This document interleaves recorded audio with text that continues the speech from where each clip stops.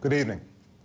Tonight, I'd like to talk to you about the end of our combat mission in Iraq, the ongoing security challenges we face, and the need to rebuild our nation here at home.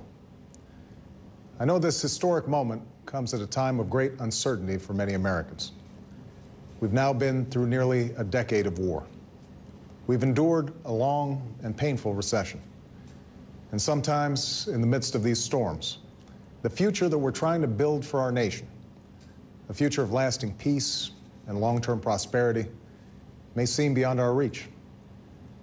But this milestone should serve as a reminder to all Americans that the future is ours to shape if we move forward with confidence and commitment. It should also serve as a message to the world that the United States of America intends to sustain and strengthen our leadership in this young century. From this desk, 7.5 years ago, President Bush announced the beginning of military operations in Iraq. Much has changed since that night. A war to disarm a state became a fight against an insurgency. Terrorism and sectarian warfare threatened to tear Iraq apart. Thousands of Americans gave their lives. Tens of thousands have been wounded. Our relations abroad were strained. Our unity at home was tested. These are the rough waters encountered during the course of one of America's longest wars. Yet there has been one constant amidst these shifting tides. At every turn, America's men and women in uniform have served with courage and resolve.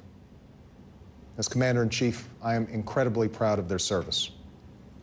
And like all Americans, I am awed by their sacrifice and by the sacrifices of their families.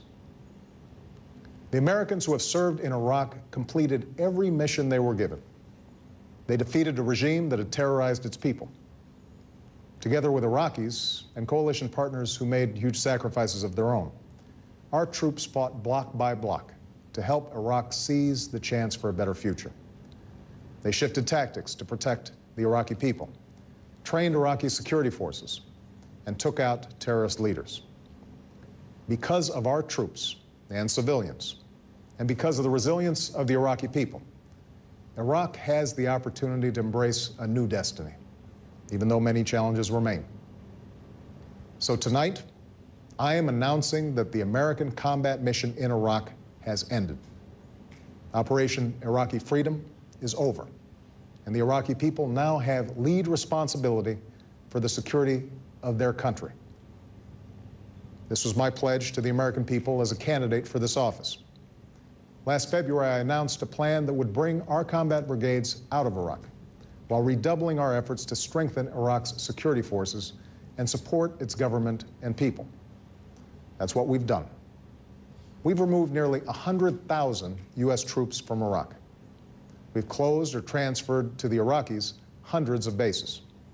And we have moved millions of pieces of equipment out of Iraq. This completes a transition to Iraqi responsibility for their own security. U.S. troops pulled out of Iraq's cities last summer, and Iraqi forces have moved into the lead with considerable skill and commitment to their fellow citizens. Even as Iraq continues to suffer terrorist attacks, security incidents have been near the lowest on record since the war began, and Iraqi forces have taken the fight to al-Qaeda, removing much of its leadership in Iraqi-led operations. This year also saw Iraq hold credible elections that drew a strong turnout.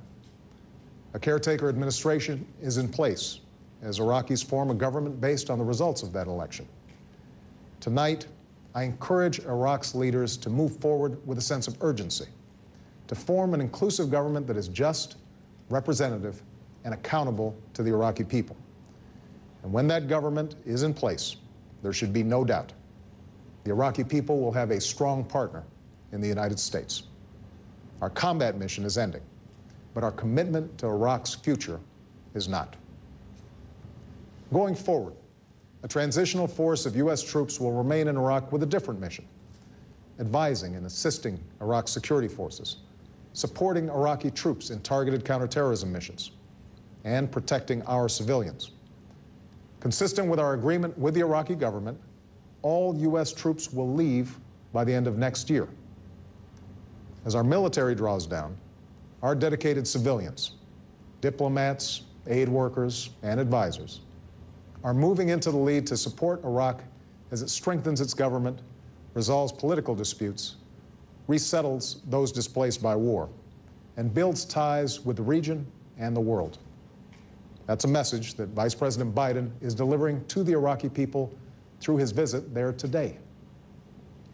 This new approach reflects our long-term partnership with Iraq, one based upon mutual interest and mutual respect.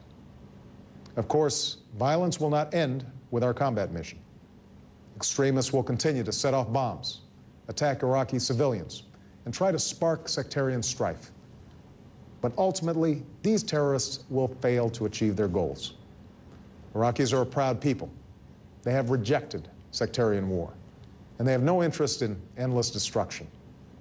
They understand that in the end, only Iraqis can resolve their differences and police their streets. Only Iraqis can build a democracy within their borders. What America can do and will do is provide support for the Iraqi people as both a friend and a partner. Ending this war is not only in Iraq's interest, it's in our own.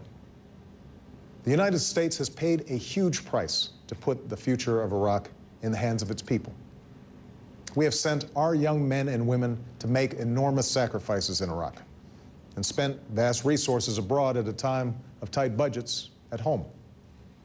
We've persevered because of a belief we share with the Iraqi people, a belief that out of the ashes of war, a new beginning could be born in this cradle of civilization.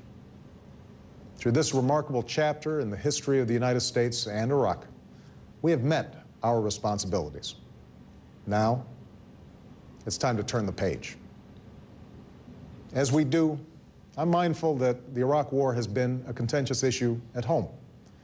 Here, too, it's time to turn the page. This afternoon, I spoke to former President George W. Bush.